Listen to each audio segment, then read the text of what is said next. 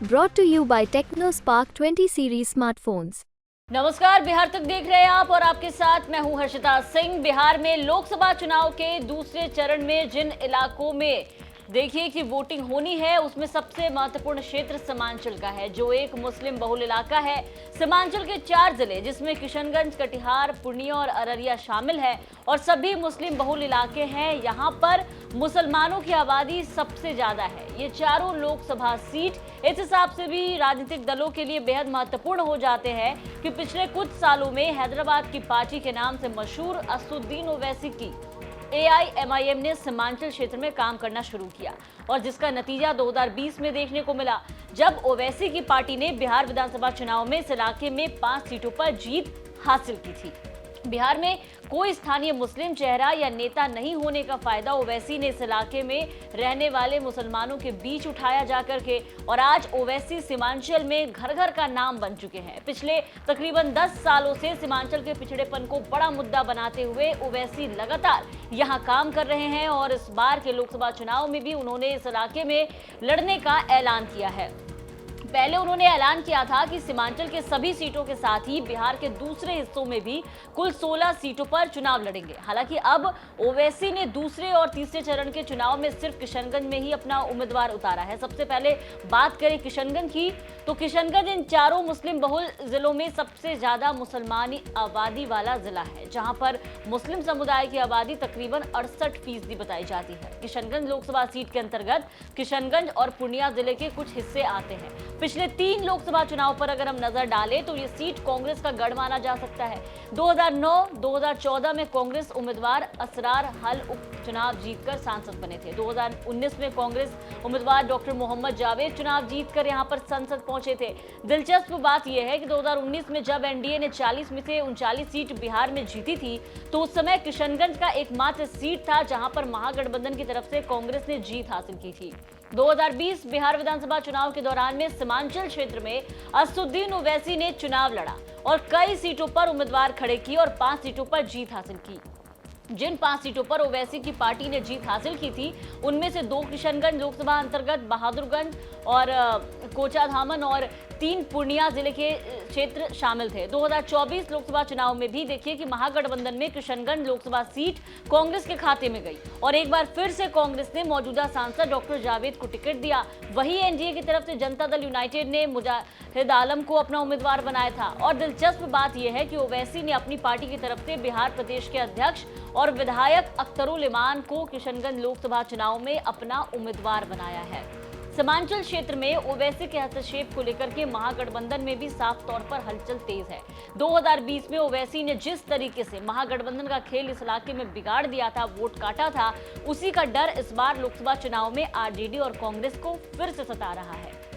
RJD नेता तेजस्वी यादव कई मौके पर सीमांचल की जनता को ओवैसी की दखलंदाजी को लेकर के सचेत कर चुके हैं। उन्हें बीजेपी का बी टीम बता चुके हैं। उन्होंने वोटरों को आगाह किया है कि ओवैसी जैसे लोग सीमांचल में केवल वोट काटते हैं, वोट कटवा है और बीजेपी को फायदा पहुंचाते हैं। स्थानीय लोगों का मानना है कि, और खास करके अगर हम युवाओं की बात करें तो युवाओं का मानना है कि बिहार में मुसलमानों का कोई बड़ा नेता नहीं है। ऐसे में ओवैसी ही उन्हें अपना भविष्य नजर आते हैं। मुसलमान समाज में कई युवा ये भी मानते हैं कि नरेंद्र मोदी सरकार ने अच्छा काम किया। मुसलमान समाज का युवा वर्ग बिहार में तेजस्वी यादव को लेकर के भी काफी नाराज नजर आता है। मुसलमान समाज में युवा वर्गों से बात करने के दौरान जब हमारे संवाददाता ने बातचीत की तो पता चला कि वो तेजस्वी यादव से कई मुद्दों को लेकर के नाराज हैं। उनका मानना है कि आरजेडी ने केवल मुसलमान का वोट इस्तेमाल किया। दूसरे चरण में सीमांचल के जिन अन्य इलाकों में चुनाव होना है उसमें पूर्णिया भी शामिल है, जो एक और मुस्लिम बहुल क्षेत्र है। पूर्णिया लोकसभा सीट में पूर्णिया और कटिहार जिले के कुछ इलाके शामिल हैं। आबादी के हिसाब से देखें तो पूर्णिया में सबसे ज्यादा जनसंख्या मुसलमान की है, जो कि तकरीबन 40% है। और दिलचस्प बात यह है कि एनडीए और महागठबंधन के बीच होने वाले इस मुख्य मुकाबले में अब एक त्रिकोणीय मोड़ आ गया है, क्योंकि अब पूर्व सांसद पप्पू यादव भी सीट से निर्दलीय उम्मीदवार खड़े हो चुके हैं। सीमांचल क्षेत्र का एक और बड़ा मुस्लिम बहुल इलाका है कटिहार। कटिहार जिले में तकरीबन 45% मुस्लिम आबादी है, जो कि किसी भी चुनाव में निर्णायक साबित होती है। कटिहार लोकसभा सीट की अगर हम बात करें तो कटिहार लोकसभा चुनाव के पिछले 3 नतीजों पर अगर हम नजर डालें तो ऐसा लगता है कि यहां के मतदाता की कोई स्पष्ट राय उम्मीदवार या पार्टी को लेकर के नहीं है। 2009 में जहां बीजेपी से निखिल चौधरी यहां से चुनाव जीतकर सांसद बने थे, तो वहीं 2014 में एनसीपी के तारिक अनवर ने चुनाव जीता था और अब 2019 में जनता दल यूनाइटेड से दुलाल चंद गोस्वामी सांसद बने थे। लोकसभा चुनाव में कटिहार में इस बार मुकाबला जो है वो जेडीयू के दुलाल चंद गोस्वामी और कांग्रेस के तारिक अनवर के बीच होना है। अब आते हैं हम अररिया सीट पर। अररिया सीट का राजनीतिक समीकरण क्या है वो समझिए आप जरा। यहाँ पर आंकड़ों के हिसाब से देखें तो सीमांचल के 4 जिले जो कि मुस्लिम बहुल है उसमें तीसरे नंबर पर अररिया जिला आता है। यहाँ तकरीबन 43% मुस्लिम आबादी बताई जाती है। किसी भी चुनाव में मुस्लिम आबादी यहाँ भी निर्णायक भूमिका निभाती है। अररिया में चुनाव तीसरे चरण में होना है। अररिया लोकसभा सीट पर अगर पिछले 3 चुनाव के आंकड़ों पर नजर डालें तो सीट पर कभी बीजेपी तो कभी आरजेडी का जो दबदबा है वो रहता है। 2009 में अररिया से बीजेपी उम्मीदवार प्रदीप सिंह सांसद चुने गए थे और फिर 2014 में आरजेडी से मोहम्मद तस्लीमुद्दीन संसद पहुंचे थे। 2019 में एक बार फिर से बीजेपी ने ये सीट जीती थी और प्रदीप सिंह सांसद बन गए थे। जहां तक सीमांचल में ओवैसी फैक्टर का अब सवाल है तो किशनगंज जिले में जहां एक तरीके से साफ है कि ओवैसी वहां के वोटरों की पसंद बन चुके हैं, खास करके युवा वोटरों की।